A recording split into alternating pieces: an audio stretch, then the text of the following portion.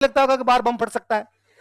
सब्जी मंडी गए, वहां कोई फेंक गया तो उनका भाई साहब बड़ा अलग सा ही लेवल चल रहा होगा। तो पाकिस्तान आज नहीं तो कल बिखरेगा जी, उसके बिखरने की शुरुआत होनी है। अभी भी उनके हालात बहुत बुरे से ही है। मैं तो कई बार सोचता हूँ जैसे अपना एक फिक्स पैटर्न तो है, सुबह 7 बजे उठे, कोचिंग गए, कोचिंग से वापस आए, पीजी आए, खाना खाया, पढ़े, खेले कूदे, कोई गाने सुने, रात को सो गए, सुबह वापस कोचिंग, एक दिनचर्या तो है। मैं कई बार सोचता हूँ कि पाकिस्तान वालों की भी है क्या कोई? तब तक ये करें भारत एक होगा। 20 फरवरी 1947 हम पाकिस्तान नहीं बनाएंगे। उन जिन्ना को साफ साफ कहा कि कैसे बना सकते हैं। तू उन्होंने अंग्रेज कितने यूं मतलब इंटेलिजेंट थे, उन्होंने जिन्ना को तब कहा कि तू कह रहा है पाकिस्तान बनाओ, पाकिस्तान कहां बनाओ? तू कह रहा है जहां जहां मुसलमान ज्यादा है उनको पाकिस्तान बना दो। तो कहा ठीक है। तो उन्होंने कहा भाई एक तो मुसलमान ज्यादा है पंजाब में, एक मुसलमान ज्यादा है बंगाल में, अब तेरे को ये पाकिस्तान चाहिए कि हाँ, तो मतलब आधा टुकड़ा तो तेरे को इधर दे दें और आधा टुकड़ा तेरे को इधर दे दें, और बीच में ये इंडिया है।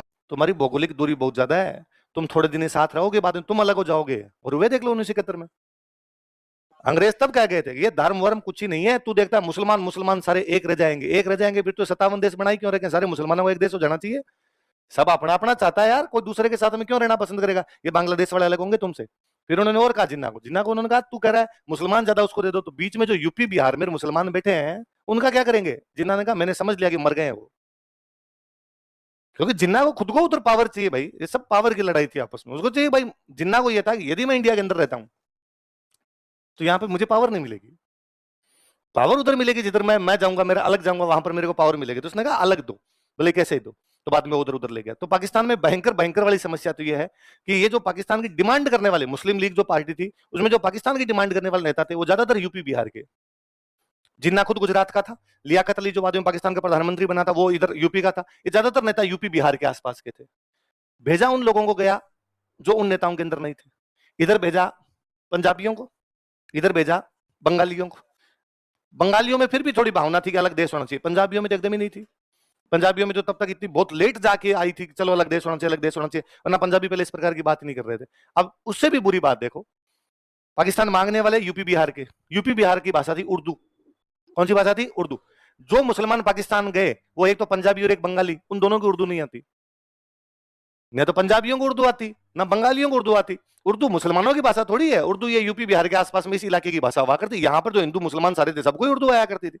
अब नेता सारे के सारे वो थे जो यहां से गए, उन्होंने वहां जाके पाकिस्तान में कहा कि पाकिस्तान की राष्ट्रभाषा कौन सी होगी? पंजाबी बंगाली, उनका आती नहीं, करेंगे क्या? पर पंजाबी तो शांत हो गए क्योंकि पाकिस्तान की पूरी पावर ही किसके पास आ गई थी? पंजाबियों की। सारे खेत उनके पास, सारी फैक्ट्रियां कोई उनके पास में आ गई, पूरी आर्मी जो थी उसमें जनरल बड़े बड़े इनके हो गए थे, तो पूरा पंजाबियों का कब्जा हो गया। इसलिए पंजाबियों ने कहा ठीक है। ये आज भी ना आप कभी नोटिस करना, पाकिस्तान वालों को उर्दू लिखनी आती है, बोलते अभी भी वो नहीं है, पंजाबी बोलते हैं। पंजाब, पाकिस्तान का जो पंजाब का रहने वाला मुसलमान है पंजाबी बोलेगा, सिंध का रहने वाला वो सिंधी बोलेगा, बलूचों का रहने वाला वो अपनी बलूच बोलेगा। उत्तर पश्चिम सीमा प्रांत 4 राज्य हैं उनके, पंजाब, सिंध, उत्तर पश्चिम सीमा प्रांत और बलूचिस्तान। उत्तर पश्चिम सीमा प्रांत वाले अफगानिस्तान का टच लगता, पश्तो पख्तून है वो, उधर पठान है सारे के सारे, तो अपने वाले बोलेंगे सारे के सारे। इधर वाले ये बांग्लादेश वाले कह रहे थे कि हम तो हमारी क्या बोलेंगे? बांग्ला। और बांग्ला बंगाल वालों में एक भयंकर समस्या है। समस्या क्या मतलब? उनमें एक अलग ही चीज है। उनका ये मानना है कि दुनिया की सबसे अच्छी जगह बंगाल ही है, बंगाल से अच्छा दुनिया में कुछ भी, दुनिया की सबसे अच्छी भाषा भी कौन सी है? बंगाली, इससे अच्छा कुछ भी। इसलिए इन्होंने कहा हम उर्दू आज पढ़े कल पढ़े। बंगालियों ने कहा हम केवल बंगला पढ़ेंगे और कुछ नहीं पढ़ेंगे। और इसलिए 21 फरवरी 1952 को, कब? ढाका यूनिवर्सिटी के बाहर स्टूडेंट खड़े होकर कह रहे थे उर्दू हटाओ बांग्ला लगाओ, उर्दू हटाओ बांग्ला लगाओ। पाकिस्तान की पुलिस ने फायरिंग की, उसमें 5 लड़के शहीद हो गए।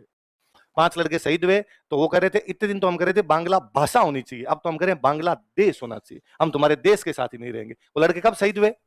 21 फरवरी 1952। कब शहीद हुए? इसलिए 21 फरवरी को मनाया जाता है अंतर्राष्ट्रीय मातृभाषा दिवस। क्या मनाते हैं? International mother tongue day. जो मनाया जाता है कब मनाया जाता है? क्योंकि 21 फरवरी को बांग्ला भाषा के लिए लड़कों ने अपनी शहादत दी थी, अपनी जान दे दी थी। तो कहा साहब इस दिन से मनाया जाना चाहिए। वो पहले भाषा के लिए हुए, भाषा से बाद में उन्होंने कहा हमारा तो देश अलग होना चाहिए, तो पूरा देश अलग क्या कर दिया? अलग कर दिया। ये इधर इधर वाले पाकिस्तान में 4 टुकड़े, पंजाब है उनका, सिंध है उनका, ये नॉर्थ वेस्ट फ्रंटियर प्रोविंस है, और बलूचिस्तान। आज नहीं तो कल, कल नहीं तो परसों, परसों नहीं तो 100 साल बाद ये चारों अलग होंगे। क्योंकि जब आप कहीं की ईंट कहीं का रोड़ा, भानुमति का कुनबा जोड़ा, कुछ इधर के लोगों को मिला लो, कुछ उधर के लोगों को मिला लो, और आप में कॉमन कुछ भी नहीं है। केवल कॉमन है कि आप सारे मुसलमान हो, इसके अलावा आप में कोई भी कॉमन बात है आप नहीं चल सकते। ये कॉमन चीज नहीं है। भारत में धर्म से ज्यादा संस्कृतियां हावी है। अपनी अपनी कल्चर है सबकी, हमारे किसी भी धर्म की पूरी एक जैसी कल्चर नहीं है। क्या भारत के सारे हिंदू एक जैसे त्योहार मनाते हैं? क्या भारत के सारे हिंदू एक जैसे कपड़े पहनते हैं? कुछ चीजें कॉमन है उनके अंदर, लेकिन बहुत सारी चीजें उनमें क्या है आप तो नॉर्थ और साउथ में देख लो ना अपने, पूरा का पूरा अलग दिखेगा। वो का वो पाकिस्तान वाले मुसलमानों में उनकी कल्चर पूरी तरीके से अलग है, पंजाबियों की कल्चर, बलूचों की बलूच तो तैयार बैठेंगे आज आजाद हो, बलूच तो डेली पाकिस्तान की आर्मी से लड़ते हैं। आप थोड़ा सा यदि ढंग से एक दो बार नेट पे बलूचिस्तान की खबरें पढ़ो, फिर वो अपने आप दिखाने लग जाएगा। आप डेली देखोगे, डेली वो पाकिस्तान वाले दो चार को मार लेते हैं और पाकिस्तान वाले उनको मारते हैं जाके। और वो आज बलूच पाकिस्तान का हिस्सा ही नहीं है, हम आजाद होंगे भाई साहब, तुम हो कौन? और कई बार तो बड़े बड़े हमले हैं उनके कि पाकिस्तान का, उनको पता चला कि पाकिस्तान के आर्मी के 12 अफसर एक जहाज में बैठ के बलूचिस्तान के ऊपर से जा रहे हैं, मिसाइल मार के गिरा दिया, 12 के 12 एक साथ काम आए उनके। और वहां जो बलूच लड़ रहे हैं, बलूचों को तन मन धन से सहयोग करता है भारत, कि बलूचो तुम संघर्ष करो, हम तुम्हारे साथ है। मोदी जी अपने भाषण दे गए थे, मोदी जी ने 2015 में 14 वाला कौन सा भाषण है, शायद 15 अगस्त को लाल किले से भाषण होता है प्रधानमंत्री का, तो मोदी जी भाषण में बोल गए कि सारे भारत को आजादी की शुभकामना और बलूचिस्तान को आजादी की शुभकामना।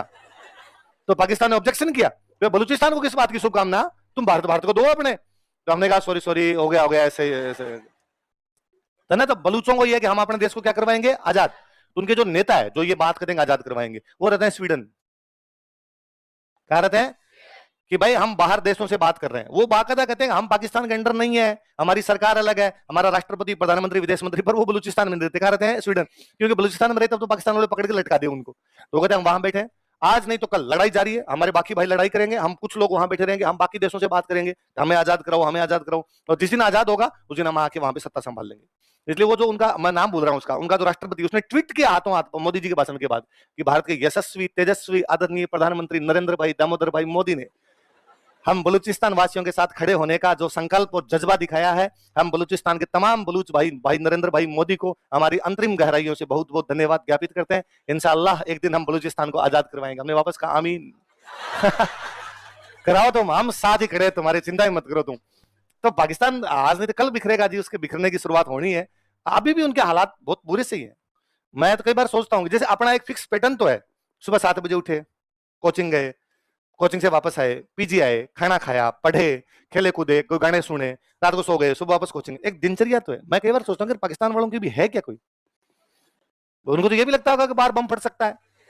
सब्जी मंडी गए, वहां कोई फेंक गया तो उनका भाई साहब बड़ा अलग सा ही लेवल चल रहा होगा।